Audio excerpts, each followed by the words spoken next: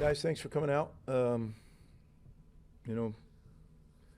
little chance to recruit on Saturday, and then back at it, getting ready for Nebraska. Very good football team. Matt Rule, excellent coach. Known Matt for a long time, and he does a great job. He's certainly got that thing going in the right direction, and now it's being seen in the record. They got really good players. They're well coached.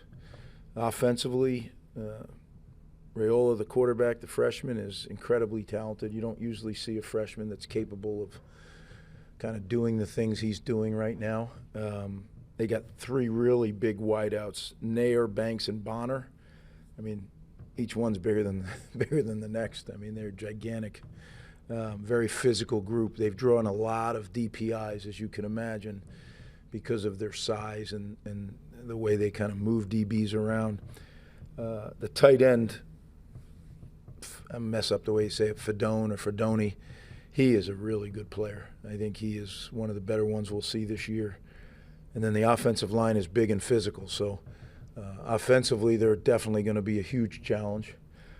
Defensively, I think their defensive line is stout. Robinson, 9. And then 0 and 1. I think it's Butler and I don't know if I'll say this right, Hutmaker. Those three guys, as physical as you're going to see. The linebackers, we kind of know one of them. He's an Irvington kid that we recruited, really good player, in Bear. And then I think the secondary is really well coached. I mean, they play together. They play. You can see they know what they're doing with the scheme. So I think their defense is one of the better ones in America, and they certainly understand what their defense coordinator wants them to do. Tony's a heck of a coach, and I think that it's a well-coached team. It's a talented team, and we're going to play them in a very, very tough place to play. So to say our plate is full would be an understatement, but that's the Big Ten. That's why I love it. So I'll try to answer anything I can. You mentioned Dylan Raiola and what he's able to do as a freshman. Can you kind of expand on that? I mean, what kind of stands out when you watch the film that kind of is surprising, given that he's a true freshman? Well, the command that he has of their offense is, I would say is good for any level, but for a freshman is unheard of. And he's a very gifted athlete. He's big, he's mobile, he can throw on the move, he can throw from the pocket. There's not much this guy can't do, but that's why he was such a highly recruited quarterback, right? He's got all the tools. Defensively, are you more encouraged about the way your team played in the red zone against Washington, or are you more concerned about some of the big plays you guys gave up that helped them set up in the red zone? Well, we've been playing pretty good red zone defense here now for last season and then the beginning of this season. There's other areas that we're not playing real good defense, and we have to get it corrected. Tackling is one of them. We haven't tackled well. And I wouldn't say it was just last week. I would say overall, I don't think we've tackled well. So we need to make sure, number one, that gets fixed. We need to make sure we're all on the same page in everything we're doing. Specifically, back to defense, no sacks or tackles for loss against Washington, and Rutgers has dropped to 115th and 126th nationally in those two categories. What's your concern level about getting pressure and playing behind the line of scrimmage? Yeah, I mean, we had our opportunities. We didn't get them, so we have to, certainly a concern. You're not going to win consistently playing defense that way. As a matter of fact, it's rare when you do. Ethan, I know he didn't necessarily have big numbers on Friday night, but his command of the offense, the control, and the ability to step up and make some big throws at big times, how does that change the dynamic of the offense? Yeah, I think it changes it a lot. You look at when you're 7 for 15 on third down, a lot of that is on the shoulders of your quarterback and your receivers and your offensive line. But the guy who's handling the footballs is the quarterback. And Nathan did a very good job, answering after the block kick, throwing the fade for a touchdown. So those are all plays that we need him to make for us to win, and that's why he's here and he's doing a good job. Tackling issue. I mean, what kind of caused that? Because obviously in past years that really hasn't been as much of an issue. I mean, what can kind of lead to that slipping? You know what? There's been some different guys in the lineup. We got some guys coming back into the lineup. attention to detail, a lot of things, angles of entry on the tackle. There's a whole bunch of things, but it doesn't matter. We need to get them. We need to get them corrected, and the end result is you have to drop. Now the reality is Friday night they had a really hard guy to tackle, but that's the Big Ten. We're going to see that this week. They do running back by committee, but it's a pretty darn good committee. So we better get it fixed, or we're going to have some issues. And then the receivers, we better tackle them. I mean, they're all 220 pounds. It's not like tackling your normal 190-pound, 200-pound receiver.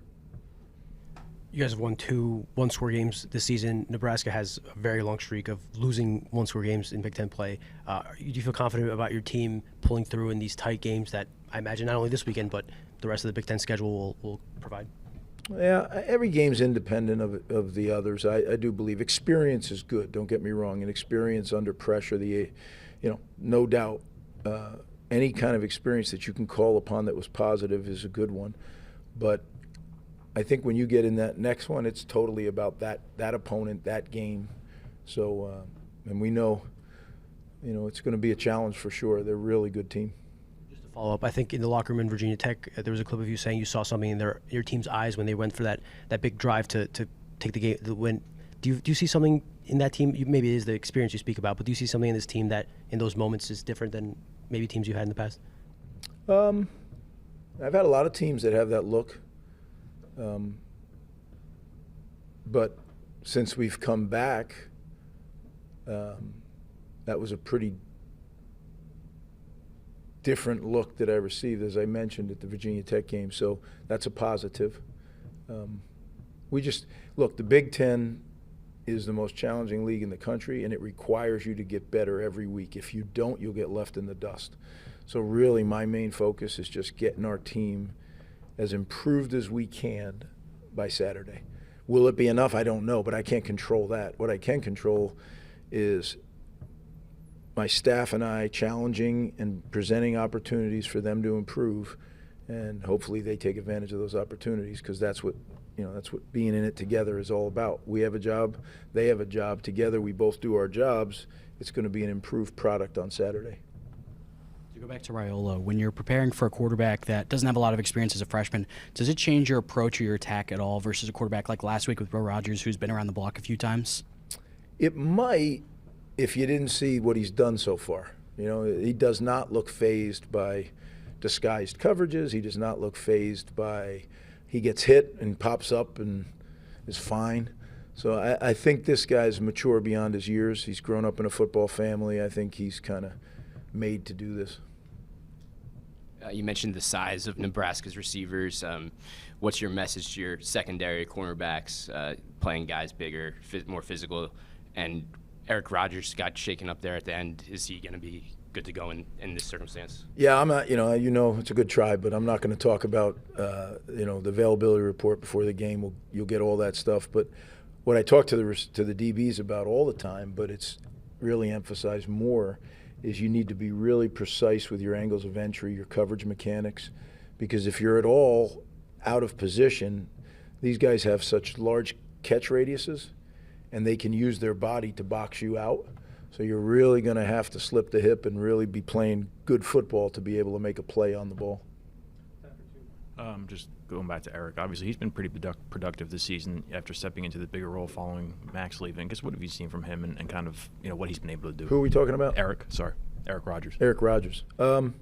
Yeah, I think Eric, he played a lot last year, so I don't think this is new to him. He was in a 3-man rotation. I think we got to get more guys playing at corner. I think that's an issue is the corners are probably taking too many snaps right now. I like to have a 3-man rotation going, and I think Bo Masco and Ashadi Salam need to play more. I think they're good players. So we'll probably try to get them involved more. And again, when you're playing against big wideouts like that, it tires you out when they lean on you. So we're going to have to be aware of that. And it's going to be really hot Saturday too. Temperatures are predicted in the 80s. The way the stadium is set up, they flipped sidelines when Matt got back there, so the sun will be beating on us. So we got a lot of things that we're up against.